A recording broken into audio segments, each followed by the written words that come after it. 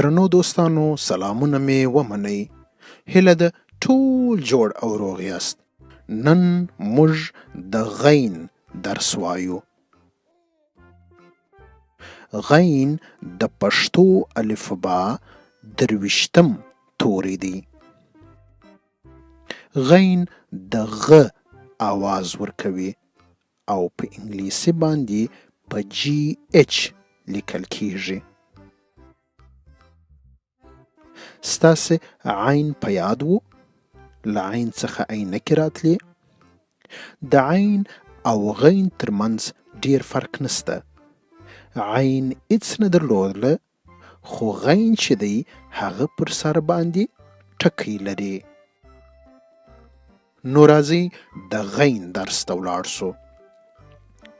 غین غاښونه. غني هره ورځ خپل غاښونه مینځي. پاک غاښونه ښه ایسي. تاسو ګورئ په غني او غاښونه کې غین راغلی دی. غاښونه ته په انګلیسي باندې ټیث وایي. اوس به وګورو چې نور کوم نومونه له غین څخه راځي. غین غر. غر ته په انګلیسي باندې ماونټن وایي. غین غاب. غاب ته په انګلیسي باندې پلیټ وایي. او دا چې شه ده دا هم له غین څخه راځي. غوا. نو موږ ګورو چې له غین څخه غر، غاب او غوا راغله. غوا ته په انګلیسي باندې کاو وایي. اوس به وګورو چې که غین د یوه نامه په مابینځ او آخر کې راسي نو څنګه ایسي. افغانستان.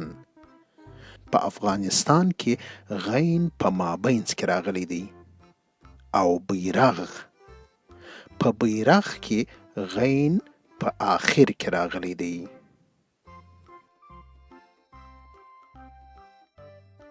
اوس نو تاسو راته ووایاست چې بل کوم نوم له غین څخه راځي؟